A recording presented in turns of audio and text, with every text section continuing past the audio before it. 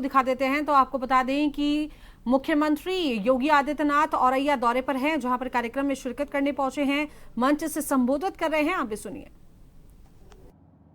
बाढ़ से आंशिक रूप से या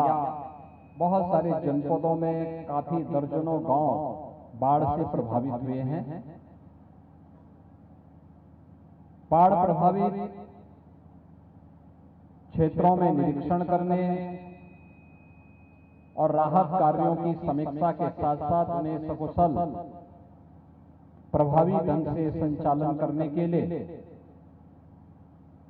हर एक जनपद में प्रभारी मंत्रियों की तैनाती की गई है और प्रभारी मंत्रीगण अपनी देखरेख में जिला प्रशासन के साथ, पुलिस प्रशासन के साथ मिलकर के बाढ़ राहत कार्यों को तेजी के साथ आगे बढ़ाने का कार्य कर रहे हैं। औरैया जनपद में 12 राजस्व गांवों में 5000 से अधिक परिवार यमुना नदी में बाढ़ के कारण प्रभावित हुए हैं। हम सब जानते हैं कि ये बाढ़ राजस्थान में चंबल नदी के धौलपुर आदि से जल छोड़ने के कारण वहां से जलस्तर काफी बढ़ने के कारण ये बाढ़ की स्थिति पैदा हुई। सामान्यतः हम देखते हैं कि जो खतरा का निशान है यमुना जी में वह 113 मीटर है, लेकिन उससे भी 4.5 मीटर ऊपर, खतरे के निशान से भी 4.5 मीटर ऊपर जल का स्तर पहुंचने के कारण ये स्थितियां पैदा हुई, जिसके कारण आगरा, इटावा का आंशिक क्षेत्र, औरैया, जालौन और यमुना जी के तटवर्ती क्षेत्रों में बलिया तक का वह क्षेत्र, क्योंकि प्रयागराज में मां गंगा के साथ यमुना जी का मिलन हो जाता है, लेकिन ये क्षेत्र बलिया तक पूरा प्रभावित होता गया।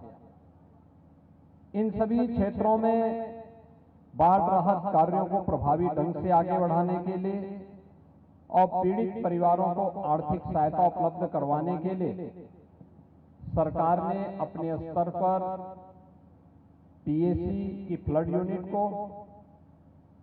एनडीआरएफ को, एसडीआरएफ को तैनात किया है। हमारी आज वर्तमान में भी अलग अलग क्षेत्रों में इन सब की जो यूनिट है वह प्रभावी ढंग से बाढ़ कार्यों का निरीक्षण करके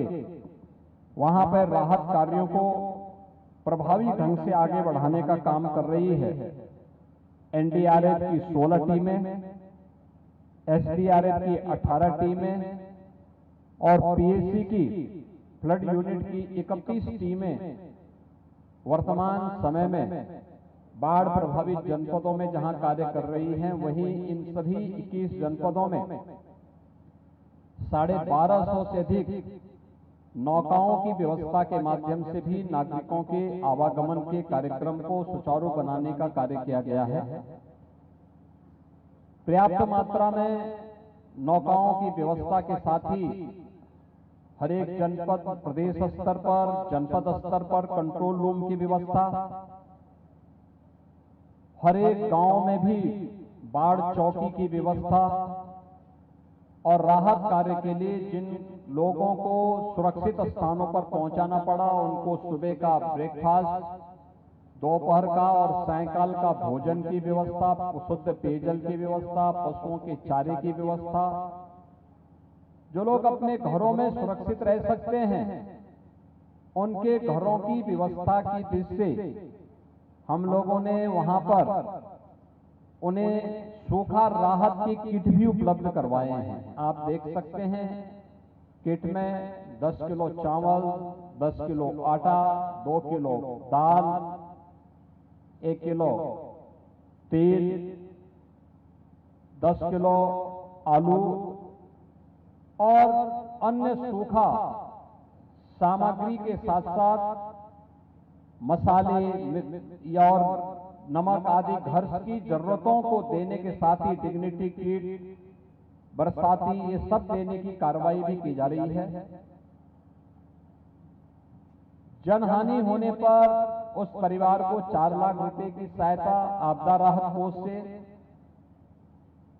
किसी परिवार का मकान पूरी तरह बह गया है या नदी में विलीन हो गया है, उन परिवारों को मुख्यमंत्री आवास योजना से आच्छादित करने की कार्रवाई भी की जा रही है।